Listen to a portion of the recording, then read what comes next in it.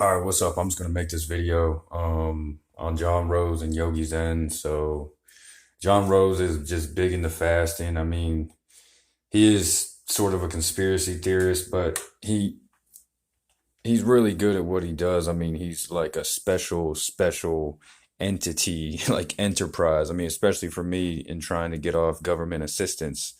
So, he wants everybody to just be free and be able to live off the land and have seeded fruits and all that stuff. Seeded fruits or vegetables, whatever. How the hell do vegetables grow? Vegetable seeds, like where do vegetable seeds come from?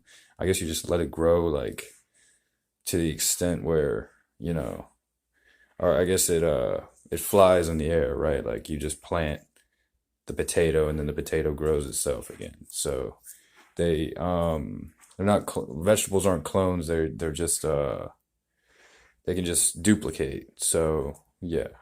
Well, that's awesome. But I mean he is sort of like in a comatose with like this conspiracy theory. But I mean he's just old, you know what I'm saying? And so is Yogi Zen, but Yogi Zen's just completely given up, on YouTube and just probably moved on with his life. But he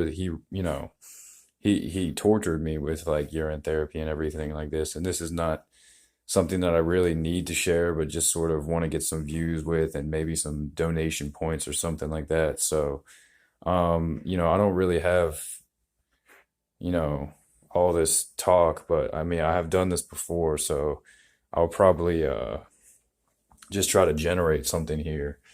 John Rose is trying to talk about this usury business, and it's like it's pretty. That's what it is. It's pretty. He is just explaining how basically usury is what all the Muslims don't practice, and the Muslims are doing it the right way because they don't want their system to be involved with money, and we're basically abolishing the non-usury. So whether it's the Rockefellers or the monarchy or the democracy, it's just basically generating this fact or this, according to him, it's like a fact that money is basically not the way to go. Like, God is basically just like this stepping stone to chaos and destruction, but we are the Goliath. But I think that's just this psychological argument. So I don't know why he would agree with that point where it's like, yes, you are locked into this holographic universe or, whatever he believes in. But yeah, so he doesn't float much towards science, but he is a very critical thinker and very dissident when his dissonance is unbelievable, actually. I found him through Facebook. I found Yogi Zen. I don't know how I found Yogi Zen, but Yogi Zen kind of became my friend, and we talked and we chatted, and he said, come train with me and all of this stuff. And John Rose has never been like that. He's much more professional.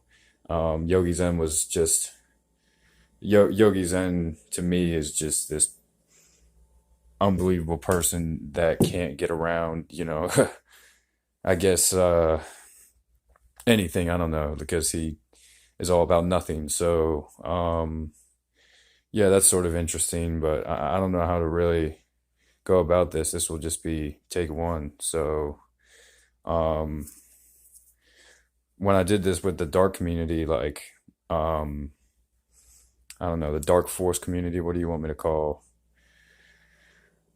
black people? Like, I chose two, you know, people who were ideal to this concept of what spirituality was about. And John Rose has also sort of enabled me to understand that, like entitled me to understanding that or spirituality is not really as important as like community.